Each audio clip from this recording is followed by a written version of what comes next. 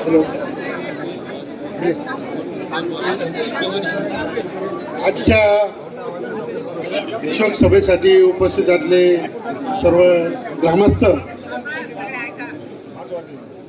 सर्वांना विनंती आहे की थोडंसं आता वेळ झालेला आहे, मी थोडक्यातच बोलणार आहे. मी या ठिकाणी त्यांना प्रथम हे दोन कुटुंब जे नितीन शेजवळ असतील आणि घोडे असतील, हे या दोन कुटुंबाच्या साठी मी भावपूर्ण श्रद्धांजली अर्पण करतो. आणि या ठिकाणी मी आता बऱ्याच वक्त्यांनी सांगितलं की या दोन्ही कुटुंबाच्या नातेवाईकांना साईबाबा संस्थांमध्ये सेवेमध्ये सामील करून घ्यावं, म्हणजे सेवेत कायम करून घेण्यात यावं असं शिर्डी ग्रामस्थांच्या वतीने आम्ही पाठपुरावा करणार आहे.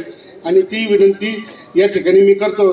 त्याचप्रमाणे या ज्या वारंवार ज्या घटना घडल्या, पूर्वी घटना घडलेल्या आहे आणि आत्ता पण ते घडलेल्या आहे, तर याची पुनरावृत्ती होऊ नये. तर प्रशासनाला माझी विनंती आहे, आम्हाला कायदा हातात घ्यायची वेळ येऊ देऊ नका. आता गलांडे साहेब इथं आलेले आहे. माझी प्रशासनाला विनंती आहे का वारंवार ह्या घटना घडत्या, आम्ही तक्रार करतो पण प्रशासन कुठल्याही प्रकारचं कारवाई आमच्याकडे मनुष्यबळ नाही अशा प्रकारची कारणं सांगता आणि त्यामुळे अशा घटना घडतात आणि ह्या घटना भविष्यात घडू नये.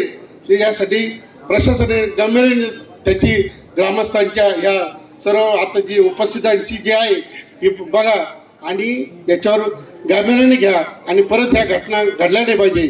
ही जर घटना साई भक्तांच्या बाबतीत जर झाली असती तर सगळे म्हणजे देशात विदेशात सुद्धा त्याचे परिणाम देशात दिसले असते. आपल्याला या शिर्डीच्या व्यवसायात सुद्धा त्याचा परिणाम झाला असता. तर यापुढे या कुठल्याही प्रकारच्या घटना घडणार नाही यासाठी आपण गांभीर्याने प्रशासनाने दखल घ्यावी अशी या ठिकाणी मी विनंती करतो. थांबतो.